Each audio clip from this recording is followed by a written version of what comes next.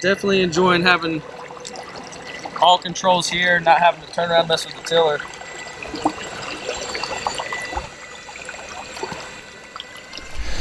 Hey folks, on the water today, testing out the Torqeedo Ultralight 403A on the Blue Sky Boatworks Angler 360.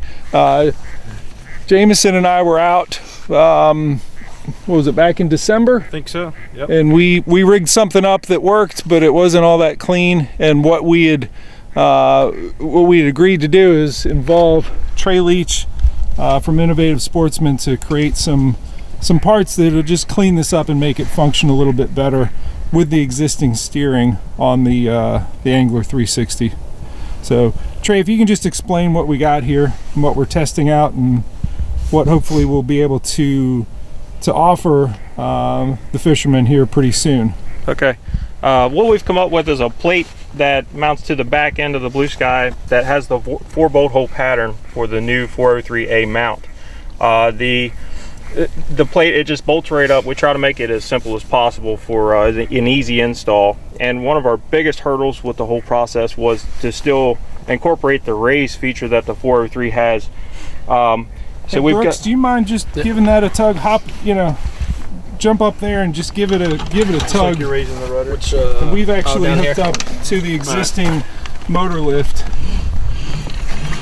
So with this spring that we've installed here, it allows for the cable to actually flex so that you still get your raise feature. Without that, it would bend the steering cable, which wouldn't be a good thing because it won't go back to shape. That was one of the biggest challenges I think that had to be solved, was that we wanted to keep the steering, which is really cool because it's right at the seat, right at your fingertips, but be able to raise and lower the motor. That was always the biggest issue. So now you eliminated that problem. And you can utilize that steering, and you'll see as we move on that we actually have the throttle connected right to the seat. So you got throttle and steering right at the seat, right at your fingertips. So we use the Yak Attack Torqeedo throttle mount there. We did a little bit of a modification. I've talked with John at Yak Attack, and they're gonna rework something inside here so that you can turn that 90 degrees. I just did a little modification with the drill to the underside of it so that I can reinstall it and it works.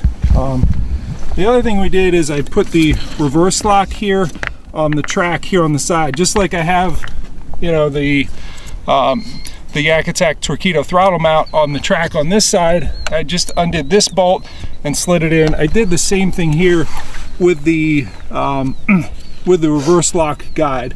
The reverse lock goes down to that fair lead there, comes straight back, and when I'm tugging on that, it is pretty effective in being able to put that into reverse. So we've also go ahead, Trey. Incorporated a steering bracket here that mounts to the standard triangle that comes with the 403A, and we wanted to be able to utilize the stove function. So we've attached a quick disconnect ball joint here so that all you have to do is pull the collar back. Go ahead and do it. Raise it up off, and then you can move the triangle down, slide it up, and then you can still utilize the stove function of the 403A. All right, very clean install on this. So you did a great job, Trey. Appreciate it. We kind of talked about this last time we were out here back in December.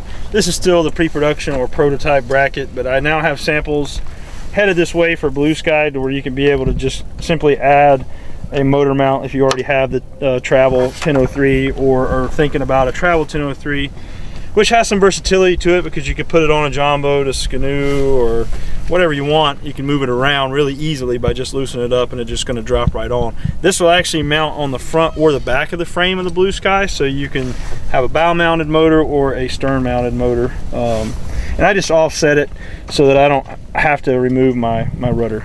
So nice. And you have the I'm going to point out one thing. This is the long tiller arm. Correct, yep. By Torqeedo. So the normal one goes to about there. Just to make it easy from your seated position, this accessory, makes it within your reach fairly easily. Yep. Nice.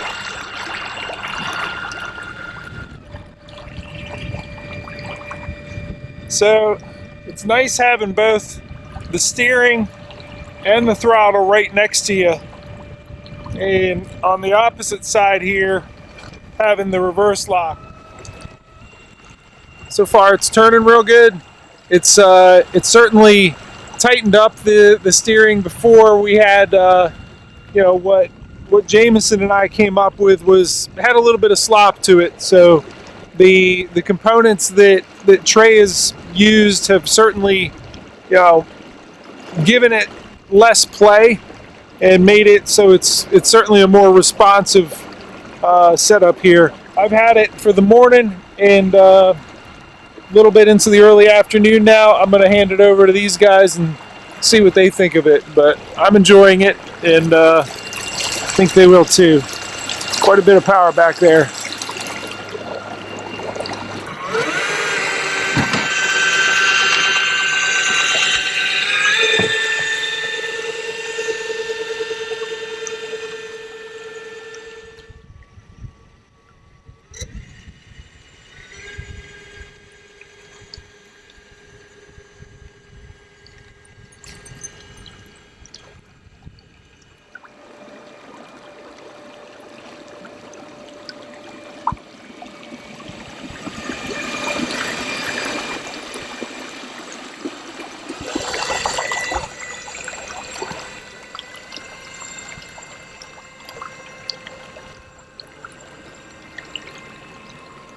Really, man, like I said, I've been on the one with the tiller before, but I like having everything right here in the cockpit. That's nice. All right, it was a good day testing. What'd you think, man? Yeah, I think having the controls right literally at your fingertips and being able to control the speed and the steering, it's just, I mean, it's a no-brainer. So it's definitely going to be the way that I want mine set up.